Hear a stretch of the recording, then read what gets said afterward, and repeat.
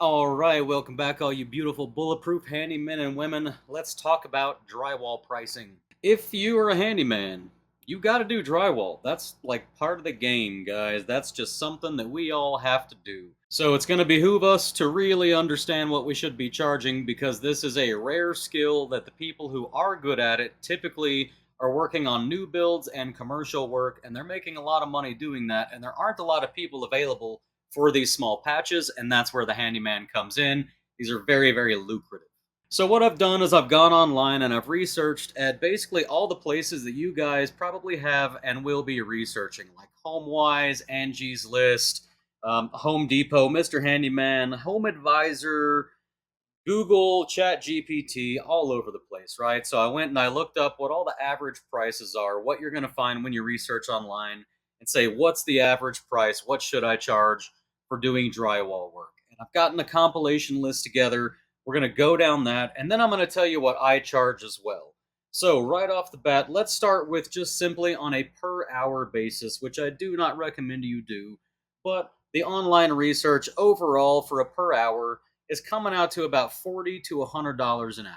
Now, $100 an hour, absolutely nothing wrong with that. But the truth is, you should be making more than $100 an hour for this work. However, the number that I really dislike that is absolutely not accurate is the price per square foot for drywall repairs. Online, you're going to find a lot of places with a range somewhere in the ballpark of $60 to $120 per square foot. That's not enough, guys. I mean, if I do a 1 square foot patch, just the 1 square foot, that's at minimum $350, probably closer to $500. So do not pay attention to any square foot pricing. And the reason for that is a tiny little patch is going to be like 1 square foot or less. But the truth is, a 3 square foot patch is not going to take much more or less work than a 1 square foot patch. And for that matter, a 6 square foot patch doesn't take much more or less work than a 1 square foot patch either. In other words, it's just getting everything ready and getting everything protected and pulling out the tools and getting everything in place. Once you're actually cutting a piece of drywall and sticking it in, or once you're actually skim coating, or once you're actually texturing, that process by itself to go from 1 square foot to 6 square feet, almost no difference in the amount of time it takes compared to the preparation time. So let's not use square foot pricing on these. For my example for this video, I'm going to do an example of an 8" by 8" patch. This is going to be slightly bigger than fist sized, maybe slightly smaller than 1 square foot, but it's going to be a very average size patch that you're going to find plumbers cutting so they can get access to plumbing, and honestly half of your drywall patches are going to have something to do with a plumber going in and fixing plumbing, and he's going to leave behind for you a 1 square foot or perhaps 8 or 9" by 8 or 9" hole that you've now got to wrap up. As I go down this list of pricing, I do want you to keep in mind that not all of these places online specifically call out whether or not they are including materials, or if they're only talking about labor, or whether they're including paint, or whether they're only talking about the patch itself. So what I'm going to be listing out for you, because this is what's going to be expected of you as a handyman, is going to be materials and labor included, although keep in mind the materials is like 20 bucks. It doesn't cost much to buy a little piece of drywall and to pay for a little bit of mud and tape. And the paint is going to be separate, but we are going to include the materials for all of the work that we do, except for purchasing matching paint. We're going to assume that's on site, and for all of the labor and for the painting itself, even though we aren't including the materials cost for the paint. I hope that makes sense. So let's dive in. On HomeWise, the low price for a patch like this is about $380. The high price is about $460, with the average being $420. Home Depot didn't list anything. Mr. Handyman gave a low price of $60, which is absolutely absurd. You shouldn't do any job or even show up at anyone's front door for $60.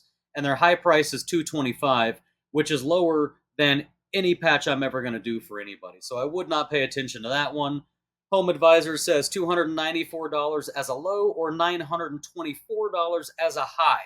Now, I think that low is a little bit too low, but if you brought that low up just a little bit to something just over $300, then I'm going to say, yeah, that's pretty spot on for an average of $608. This old house, similar to Mr. Handyman, said $60 to $200. That is absolutely far too low. Please ignore that. I also asked Google, just Google's AI, and it said $300 to $800. not too bad, yep, for a 1 square foot or a fist-sized patch. Also, the website Home Guide said $200 to $800. Again, the 200 is too low, honestly, for any kind of patch where you're actually replacing some drywall, but the 800 isn't too bad as a high for a fist-sized patch, so that's not too far off. Just stay away from that low price.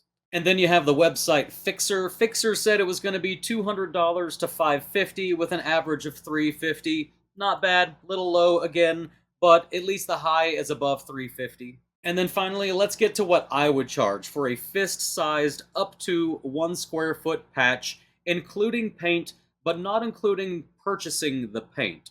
And what I'm going to charge for that is a minimum of $350. I really don't patch any size holes in any drywall.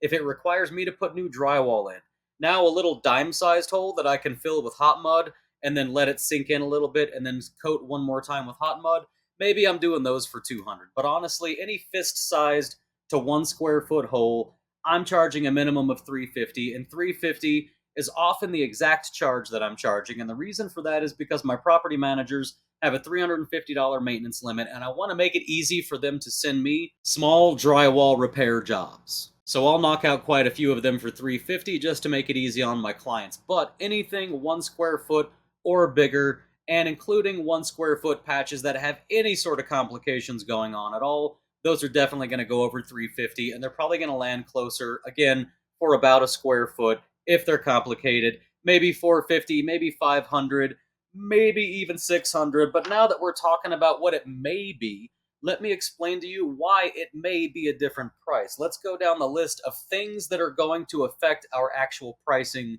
for these drywall patches, and why you can't just have one number that's just your number for a drywall patch. First on that list is going to be whether it's on a wall or a ceiling. Generally speaking, if you're working on a ceiling, that's going to cost more than working on the wall. Second is going to be the texture or the level of finish. So if it's a smooth wall, you have different levels. If it's a texture, you don't really have so many levels, but it's what you have to do to that patch. Once you've patched it and you've put a clean skim coat on, are you going to smooth it out? Are you going to texture it? If it is texture, is it knockdown texture? Is it Santa Fe texture?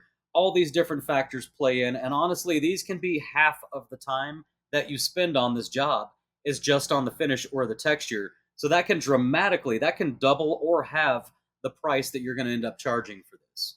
Number 3 is going to be paint matching. Now, like I said, I included the labor for painting, but not the materials. And what else I didn't include was if you have to go get new matching paint, I charge a minimum of $100 to take a paint sample, go somewhere and get that paint sample matched, plus the cost of the actual paint itself. So you're looking at about $125 minimum if you need to match the paint, because they don't have matching paint already on site for you. Number 4 is going to be the region or the cost of living. So different regions of the country have different pricing. If you're in New York City or Los Angeles, it's going to cost 3 times as much as if you're in just some small rural town in the South.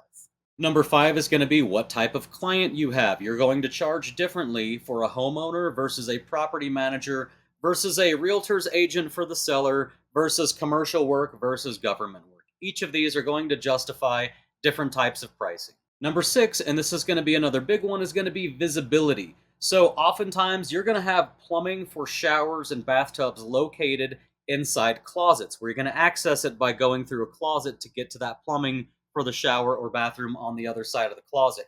I think they do this on purpose. It seems like they do. I hope they do. But oftentimes that's where that plumbing is going to be. So if you have to do, let's say, if you have to match a Santa Fe texture inside a dark closet where nobody's ever going to see it, you can do a pretty quick and dirty job of that and make everybody happy and save them a little bit of money.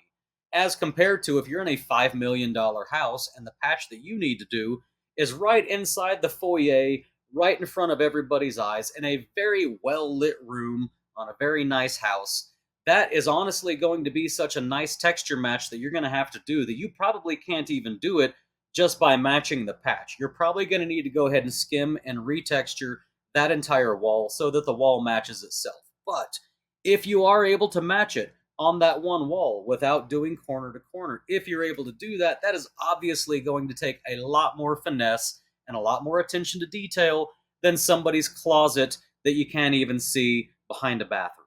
And finally, kind of tying into the last one, is going to be property value. If you're working on a $5 million home versus a $50,000 home, not that there's any $50,000 homes left, but you get the point. Expensive properties are going to justify more attention to detail, whereas less expensive properties are going to justify less attention to detail. A lot of y'all hate it when I say that, but it's just the truth, especially with property management. You're going to have to do better work to nicer places, and that's going to affect your pricing as well.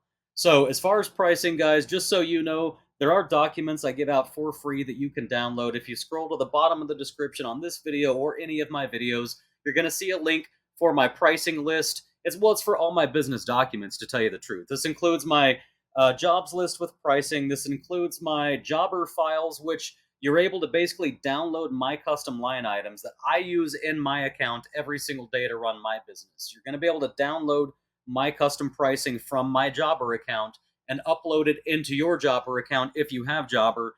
And you're going to have all of my custom line items. And these allow you to just sort of click and add a quantity and move on. And you don't have to type things out from scratch every single time. Also, I do have a masterclass. Bulletproofhandyman.com is the website you can find it on. It's free. Or you can go into the description and find a link to the Thinkific website where the masterclass is also hosted. And if you guys need to get in touch with me for anything at all, go ahead and email me at bulletproofhandymanbusiness@gmail.com. I typically get back to everybody within a few days, sometimes up to a week. If it looks urgent, I will try to answer it right away, though. So I hope you guys found this video useful. Let me know what other jobs you need help pricing with, and I'll try to do my pricing videos in the order that you find them most useful. Otherwise, I love you guys. I hope you're out there killing it, and I'll see you on the next one.